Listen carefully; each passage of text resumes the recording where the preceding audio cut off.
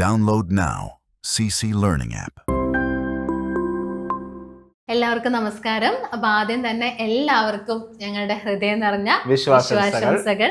അപ്പൊ എന്താണ് വിഷു എന്ന് പറയുന്നത്? സമ്പൽ സമൃദ്ധിയുടെ ഒരു ആഘോഷമായിട്ട്, അതെ, ഒരു ഐശ്വര്യത്തിന്റെ ഒക്കെ ഒരു ദിവസമായിട്ടാണ് നമ്മൾ വിഷുവിനെ കണക്കാക്കുന്നത്. അപ്പൊ എന്തായി മനസ്സാറ് വിഷുവിന്റെ ഒരുക്കങ്ങളൊക്കെ എന്തായി? അപ്പൊ വിഷു ഒന്നും ഫസ്റ്റ് മനസ്സിൽ കാണുന്നത് എന്താണ്? ഒരു വിഷു കണി, അത് നമ്മുടെ കണ്ണ് നിറയ്ക്കുന്ന ഒരു കാഴ്ച.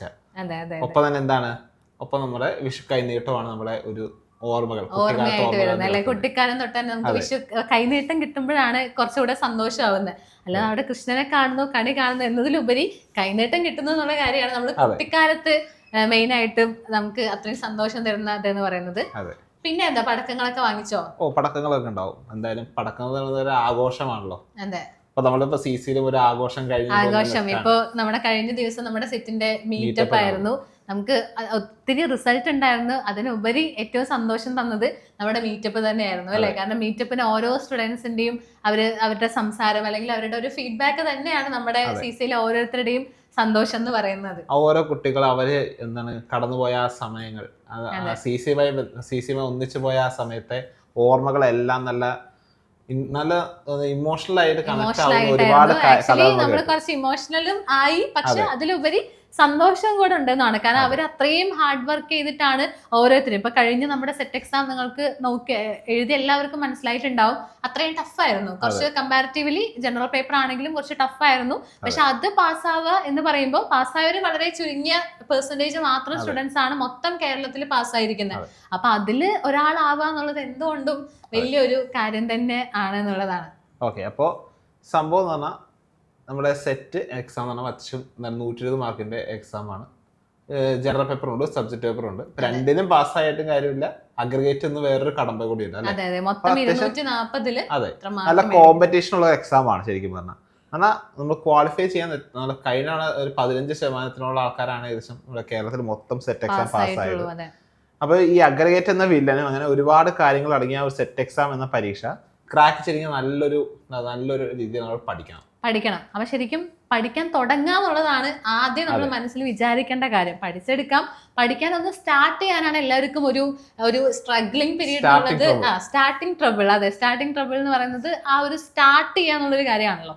അപ്പൊ അതുകൊണ്ട് തന്നെ നമ്മുടെ ഈ ഒരു ഐശ്വര്യമായിട്ടുള്ള ഈ ഒരു വിഷു ദിവസത്തിൽ തന്നെ നിങ്ങൾ സ്റ്റാർട്ട് ചെയ്യാനായിട്ട് ശ്രമിക്കുക. കാരണം നമ്മൾ ഓൾറെഡി ഇപ്പൊ പറഞ്ഞതുപോലെ തന്നെ എല്ലാവരും വിഷുവിന്റെ ഒരു സന്തോഷത്തിലാണ്, ഒരു ഐശ്വര്യം നിറഞ്ഞ ദിവസങ്ങളാണ്. അപ്പൊ ആ ദിവസത്തില് എല്ലാ വർഷവും നമുക്ക് വിഷു ഉണ്ട് അല്ലെ? എല്ലാ വർഷവും ഈ ഐശ്വര്യമൊക്കെ ഉണ്ട്. പക്ഷെ അടുത്ത വിഷു ആവുമ്പോഴേക്കും എനിക്ക് എൻ്റെ അംബിഷൻസ് എല്ലാം, അതായത് എനിക്ക് നേടാനുള്ള സെറ്റ് ആയിക്കോട്ടെ, വേറെ എക്സാംസ് ആയിക്കോട്ടെ, എങ്ങനാണെന്നുണ്ടെങ്കിലും അടുത്ത വിഷു ആവുമ്പോഴേക്കും എനിക്ക് മനസ്സിൽ വിചാരിക്കുന്ന എല്ലാ കാര്യങ്ങളും എനിക്ക് നേടിയെടുക്കാൻ പറ്റണം എന്നൊരു കാര്യം നിങ്ങൾ ഉദ്ദേശിച്ചുകൊണ്ട് ഉറപ്പായിട്ടും ഈ ഒരു വിഷു ദിവസത്തിൽ തന്നെ പഠിക്കാനായിട്ട് സ്റ്റാർട്ട് ചെയ്യാന്നുള്ളതാണ് ഞങ്ങൾക്ക് ആത്മാർത്ഥമായിട്ട് ആദ്യം തന്നെ പറയാനുള്ളത്. അതിനുവേണ്ടി നമ്മുടെ സെറ്റ് അസ്ത്രയുടെ ഏറ്റവും പുതിയ ബാച്ചിന്റെ അഡ്മിഷൻ എപ്പോഴും നടന്നുകൊണ്ടിരിക്കുന്നത്. അതാണ് സീസൺ നിങ്ങൾക്ക് തരുന്ന വിഷു കൈനീട്ടം കേട്ടോ. അതാണ് വിഷു കൈനീട്ടം.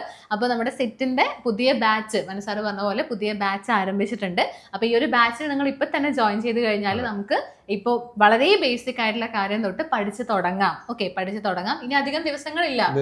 കാരണം ജൂലൈയിൽ എക്സാം ആണെന്ന് പറഞ്ഞാലും ഇപ്പോഴേ പഠിച്ചു തുടങ്ങിയില്ലെങ്കിൽ നമുക്ക് അതിന്റെ ഒരു ടച്ച് കിട്ടത്തില്ല. അതെ, കാരണം നോട്ടിഫിക്കേഷൻ വന്നിട്ട് പഠിച്ചു തുടങ്ങാമെന്നായിരിക്കും ഒട്ടുമിക്ക വിദ്യാർത്ഥികളും വിചാരിക്കുന്നത്. പക്ഷെ അതാണ് മിസ്റ്റേക്സ്. ഇപ്പൊ ഇന്നലെ വന്ന നമ്മുടെ സ്റ്റുഡൻസ് ആണെന്നുണ്ടെങ്കിലും മീറ്റപ്പിന് വന്ന ഒരുപാട് സ്റ്റുഡൻസ് അവരുടെ ഫസ്റ്റ് അറ്റംപ്റ്റ് ഒന്നും അല്ല, ഒരുപാട് അറ്റംപ്റ്റിന് ശേഷമാണ് പാസ്സായിരിക്കുന്നത്. അപ്പൊ ആദ്യം ചെയ്ത അവരുടെ മെയിൻ മിസ്റ്റേക്സ് ഇത് തന്നെയാണ്. നോട്ടിഫിക്കേഷൻ വരട്ടെ എന്നിട്ട് പഠിക്കാന്ന് വിചാരിച്ചതാണ് പലരുടെയും മിസ്റ്റേക്സ് എന്ന് പറയുന്നത്.